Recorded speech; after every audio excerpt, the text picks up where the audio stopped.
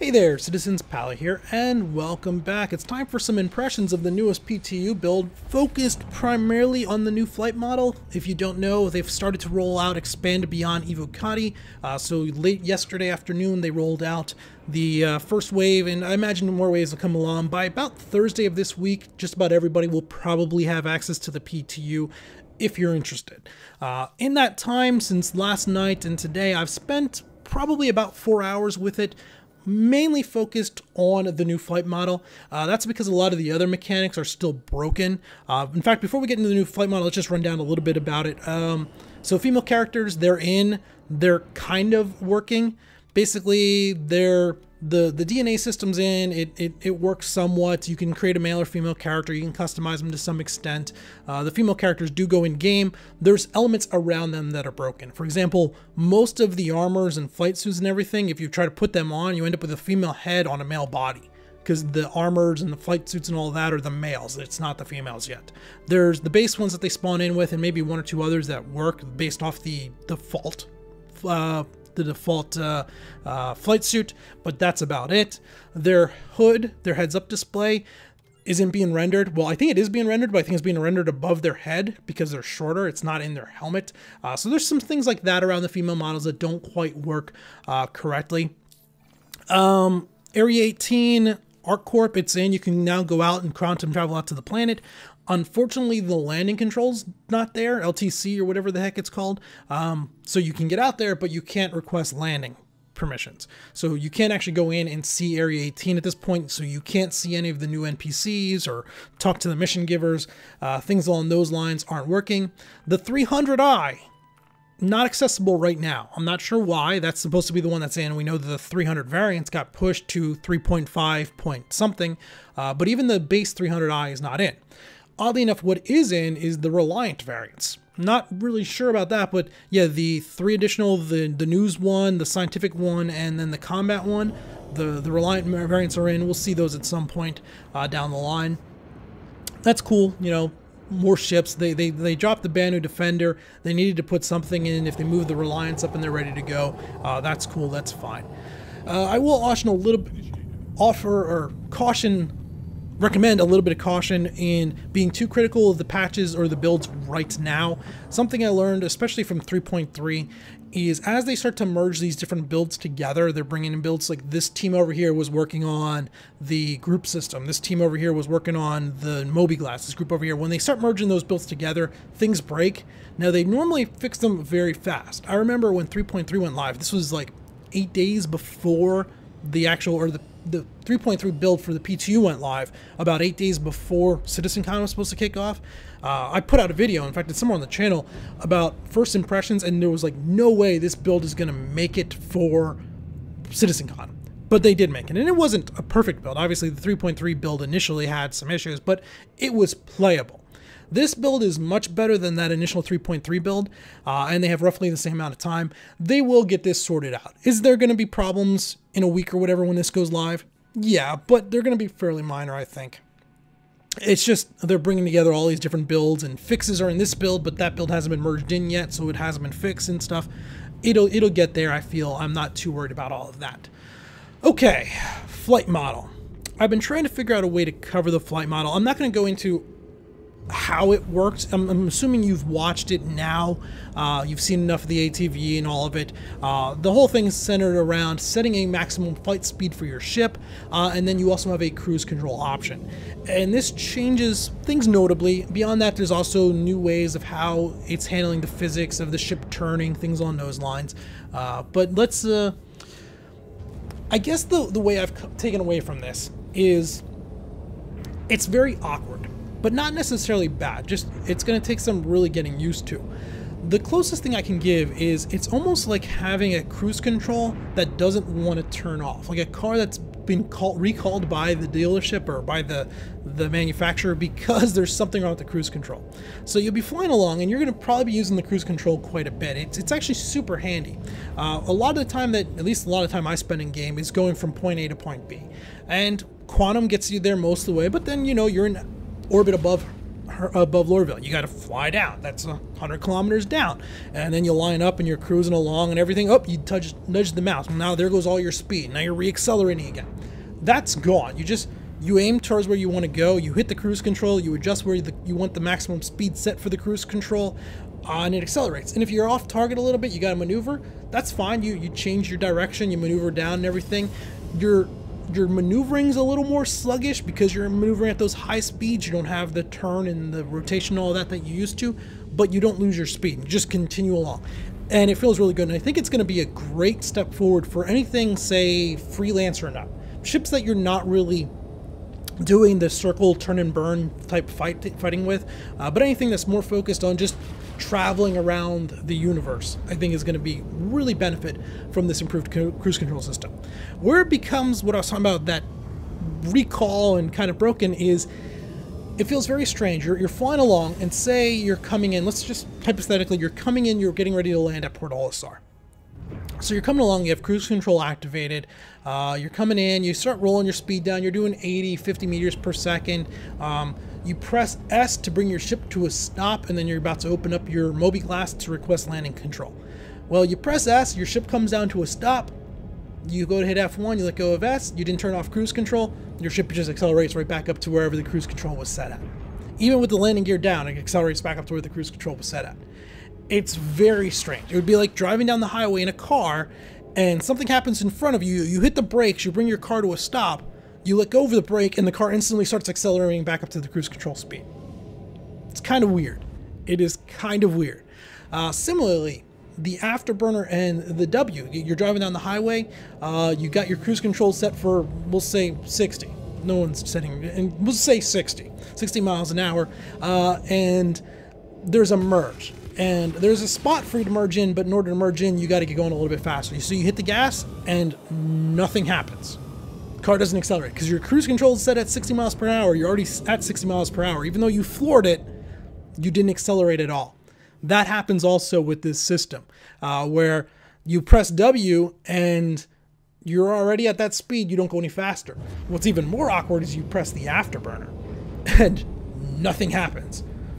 And there's a learning curve here. I will admit, like, as I spent more time with it, I got more comfortable with it. One of the things I did find was I went into the options and I found what I was looking for was ideally what I would think is there would be like different set points, like 75, 80, maybe an ECN set point and stuff. So I was kind of looking for key bindings for that. What I did find was a key binding. There were none of those, sorry.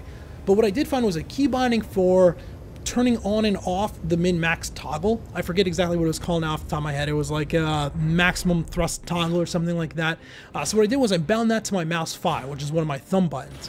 What I could do here then was I basically have turn cruise control on, and normally it would be set at the ECN speed where I have all my maneuverability and all of that, and I might roll the mouse wheel up and down a little bit from there.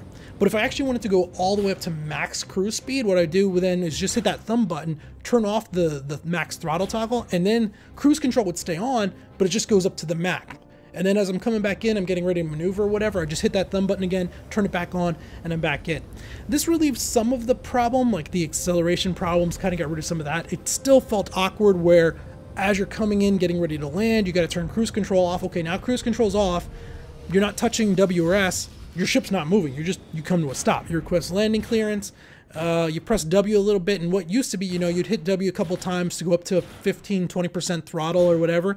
You'd kind of move in and you'd land. Well, now you press W, you go to maximum throttle for as long as you're holding down W or up to the mouse wheel maximum. As soon as you let go of it, you start slowing back down again. I don't want to say it's bad. The maneuvering and handling side of things with the reworked physics and how the ships turn and roll and all that feel really good. In fact, that part I would say feels phenomenal. I spent a lot of time with the Arrow. The Arrow was so much fun just to fly around with how maneuverable. It was already a fast, maneuverable, aerodynamic, crazy awesome ship. I think it only got better in this system. But there's that aspect of it, and then there's just the forward throttle aspect of it. And I don't like, there was a lot of people in the chat in game like, it sucks, this is just bad, I don't like this new system. It's different, it's awkward. It definitely feels in part like part of it's more tuned towards a HOTAS, but part of it's also not. Like, how would a HOTAS work with this? Does the HOTAS give you, because there doesn't seem to be like a 5%, 10%, 50% throttle anymore. It's you have throttle on or you don't have throttle on, and then you're more or less, you're adjusting your drag, right? So you press W, your throttle's at 100%. And all you're doing is, by rolling your mouse wheel or whatever you bind it to, you're adjusting how much drag the ship has in order to limit your maximum speed. That's kind of how it feels. It's not how it's working, but that's how it feels. Well, if you do that with a HOTAS throttle and you just move the throttle up a little bit, are you at max throttle now? And then you're still adjusting the drag and there's no difference between 10% throttle and 100% throttle? Or do you maybe adjust it so the HOTAS changes with the changes rather than your throttle? What it does is it adjusts your min-max throttle levels. There's some weirdness there that I have to figure out. Full disclosure, I haven't messed around with the HOTAS yet. This was just trying to figure it out with the keyboard and mouse and get a feel for it. Yeah, it's strange. I wish I could go a little more in depth. What I can say is, if you give it a chance, it's not terrible. It's absolutely not terrible. But if you've spent 50, 100, 200, 500 hours in Star Citizen, there's gonna be a learning curve, a change as you retool your brain in order how to think. There were multiple times where I tried to come in and land, and my story from before basically happened, but didn't. It was less that, it was more I came in, I would turn off the cruise control, then I'd request landing, I'd press W, and then I'd stop again because I just, I'm used to just tapping W a couple of times to only have 5-10% throttle rather than holding it down and going all the way to 100%. So I would tap W a few times, and then I'd find myself like sitting 100 meters from the landing pad, like, oh yeah, I'm not moving. Gotta press W some more. Oh, okay, we're holding W. Let's lower down the max speed now because I want to set the max speed to about 40 or so I don't come in and crash. It was awkward. And I think that's going to be a lot of people's pushback. It is awkward. There are some small changes. I think first of all, shift.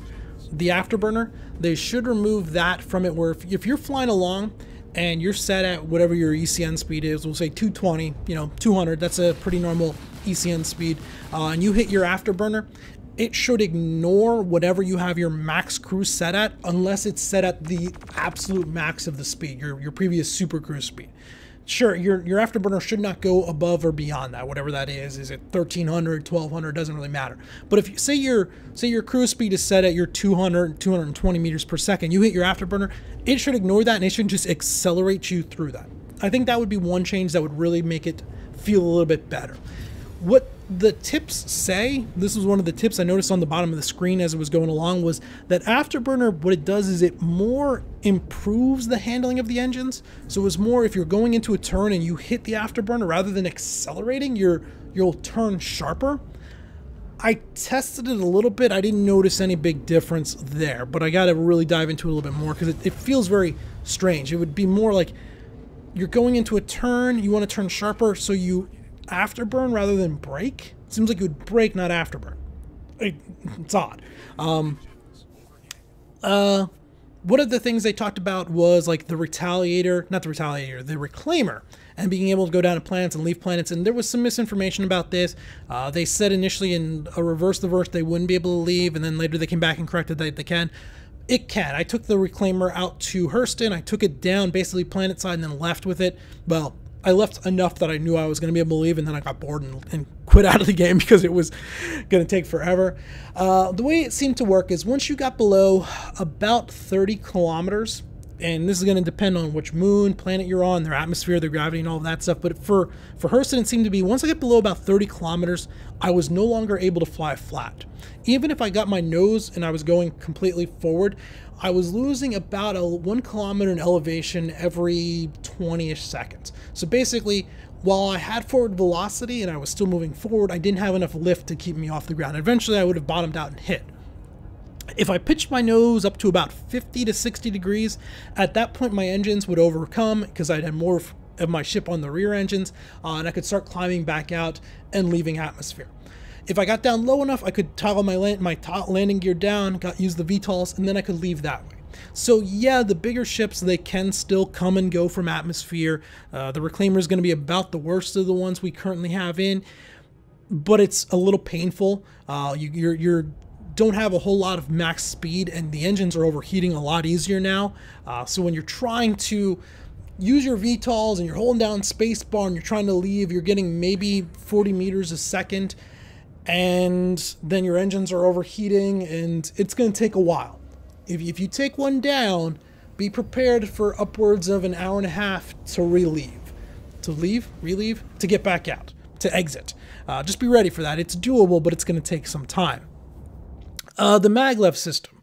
So this was something I was super interested in trying out. Dragonfly is one of my favorite things to fly around in the game, but for a long time now they've been annoyingly broken to where they're almost not usable. Basically, if you hit anything, whatever was calculating like how they were being held down to the planet or whatever would break, and the thing would just fly off in atmosphere, and you'd have to turn off the engines and it would fall back down, and then less than a 20% chance you'd ever get control of the Dragonfly again. And if you were somewhere away from the pad or whatever, you just kind of had to die and respawn or request pickup or something like that. That seems to be gone. So the new system works more reliably. You can kind of just levitate along. You can hit things. I spent a good 25 minutes with the Dragonfly and the, what is it, the Aopoa Nox or whatever. And I didn't have any real issues with either one of them. You can just cruise around, and they handle, they maneuver, and they do what you would expect them to do just fine.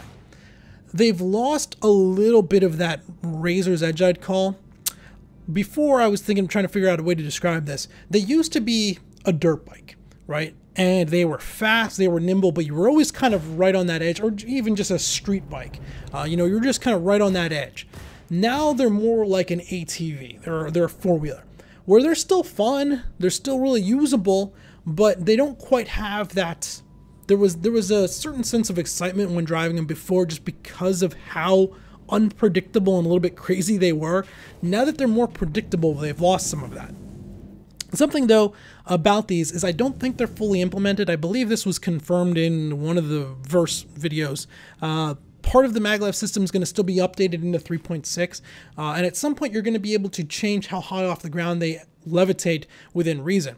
And the lower you are down to the ground, the faster they will go, the more maneuver they'll be, but you'll be risking running into stuff. Whereas you get higher up, you can go across things, you can probably maintain a higher top speed, but you lose handling and maneuverability and all that stuff. That doesn't seem to work right now. You kind of just, you have the elevation you levitate at, and that's basically it. If you press spacebar, it will like bunny hop up in the air, but then it'll come back down to the same point. Same thing as you hold control, it'll go down until it's touching the ground. It'll go all the way down and bottom out on the ground, but as soon as you let go of control, it goes right back to that previous elevation. There's no way to like lock in a different elevation. So I'm hoping when 3.6 or whenever the rest of the system gets implemented, what'll happen is there'll be like a modifier you can press similar to the mouse wheel, rolling it up and down for your min-max speed, but you'll be able to adjust the height up and down, and as we go down lower, the lower you are to the ground would feel more like the older ones, and the higher up would feel more like the new ones, and then you could kind of find that middle ground between the two that works best for you. But like my short takeaway from the maglevs is more usable, a little less fun. But definitely more usable, and that's maybe better, I guess. You got to find that middle ground. It still has to be fun, and it still was fun. I mean, I spent 25 minutes with the thing, so I was still having a good time, but it wasn't quite the oh shit, hang on that it used to be. Let's see. I think that's most of my experiences so far. I recommend going in with an open mind. There's going to be a lot of people that are going to sit down, and because it's different, they're going to dislike it. And there are elements of this that are awkward, that are a big learning curve. But I think if you get beyond that learning curve, it's not terrible. There's some tweaks. Like I said, I would like to see the afterburner change. Another one wouldn't be bad is if you press S, you're bringing your ship to a stop, maybe automatically have it cancel out of the cruise control. I don't know if maybe that's something you could macro. Would press if you press S, would it also press C? But then if you press S, it would also, like every other time you press S, it would turn cruise control back on. That would probably be bad. But you know, there's some changes like that that would be pretty cool to do, that could really improve it, kind of make it more of a hybrid of the old system and the new system, rather than just the new system. Bring some more of those elements in would be good. I think the last little bit would be, I think the new system has further made light fighters stronger. If you're someone that's been sitting around with a light fighter, whatever, and you were looking at, maybe upgrading to a Super Hornet or a Saber, something bigger, I'm not sure that's really going to be what you want to go with right now. The bigger the fighter, the more the mass, or not even the bigger the fighter, but the more mass, like the calculations for your turn and everything seems to be based on your speed, your engine thrust, and your mass, right? So if you're going along at 1,300 meters per second in one way and you want to stop and turn and go the other way, someone, I don't know, they try to interdict you or something, you got to get going the other way real fast. Right now, the Gladius, the Arrow, the Buccaneer, those guys, because they have the less mass, but they also have the better acceleration, and they also have the higher top speed, they're able to cut, turn, and get going the other way faster. They're more likely to black out from doing it, but you can be blacked out as long as you're going the way you want to go. That's perfectly fine. I haven't spent much time with my baby, the Warden, but I have a feeling the Warden's going to be in a rougher spot than she was before. Because of her mass, I think she's going to take a long time to get turned around and going, and where she already had trouble with the light fighters, I think they're going to just pick on her even more.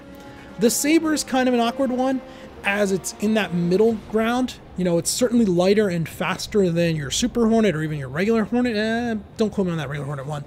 But it's not a Gladius or an Arrow, so you can kind of turn and maneuver, but you're not quite as good. And that's not to say the turning and maneuvering in, say, the Super Hornet was bad. It was perfectly fine. But the time spent with the Arrow and Gladius felt far more, compared to previous builds. Yes, the Gladius and Arrow felt more maneuverable than the Super Hornet or the Saber. They still feel more maneuverable than the Super Hornet or the Saber, but that gap between them feels like it's expanded. It's not quantitative. I don't have exact proof of that. That's kind of how it felt. So yeah, Arrows, Gladiuses, they're looking better and better right now. We'll see how things balance out later on. All right, 22 minutes, a bunch of rambling. That's my thoughts on the new flight model. Go in open-minded, give it a bit of a chance. Like I said, by Thursday, pretty much everyone should be able to give it a try. If not, it should be live within the next 10 or 12 days into the live model, and you can go there and fly and see what's going on. Let me know what you guys think in the comments down below. Until next time, this has been Power. Thanks for watching.